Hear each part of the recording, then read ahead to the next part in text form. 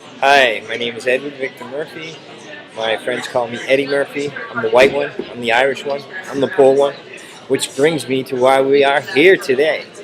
I am looking for some assistance so that I can write the story of my life. I am a victor, not a victim, and I'm hoping to touch lots of lives so that they can learn from my mistakes and never have to get into drugs and alcohol like I did. Lowell's been quite an adventure for me, actually. The nice thing about it is it's not too far from Boston, so I go into the Celtics and Bruins, Red Sox games quite frequently. However, in Lowell, first there's low, then there's lower, then there's lows, then there's low. Because, I just really struggled here.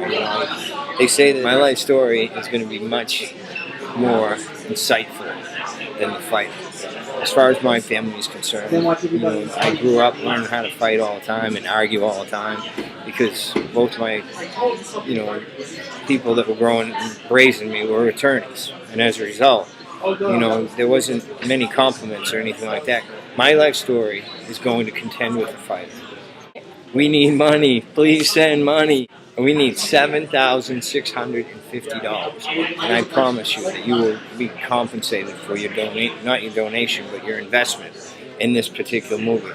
And you'll be able to see it first before anybody else, because you're my investors, and if you back me, I'll back you. Thank you.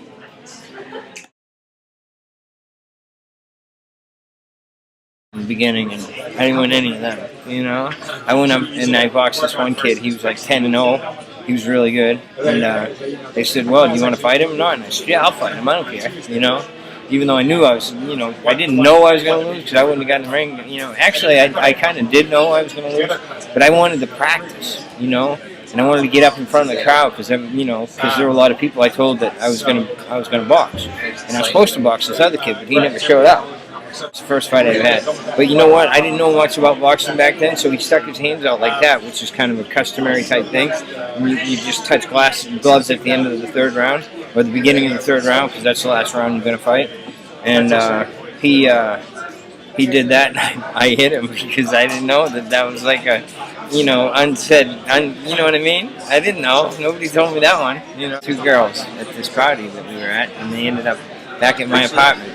And they go, "Come on, let's do a line." And so I put one out there, and it was a big one, fat one. And this one girl comes along, I go split it with her, right? And she did the whole thing.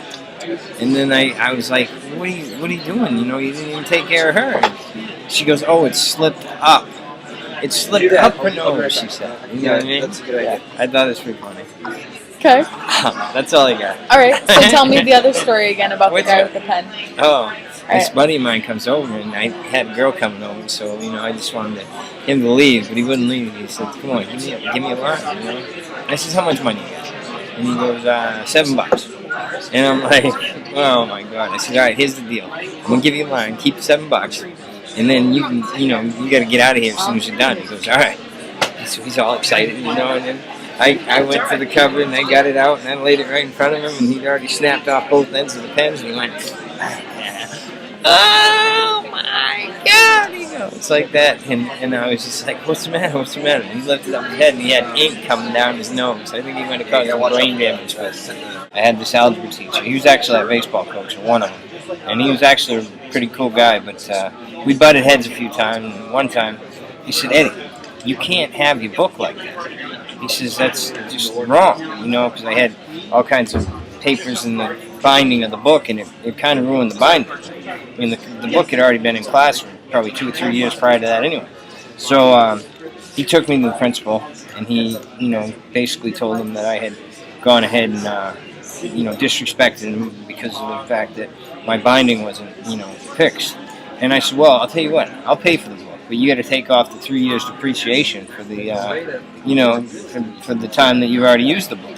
So we did that, and then I ended up costing me like $10. But one day when I was when we had the assignment due, I did the assignment actually right in the book, and then I just ripped the page right out, and I went and gave it to him, and he says, "Eddie, you can't do that." I said, "Why not? It's my book." He didn't have anything to say. Yeah, I heard there was a drug problem in Lowell, but I never had any problem getting drugs. In closing, I'd just like to say God bless everyone, and please God bless this movie. And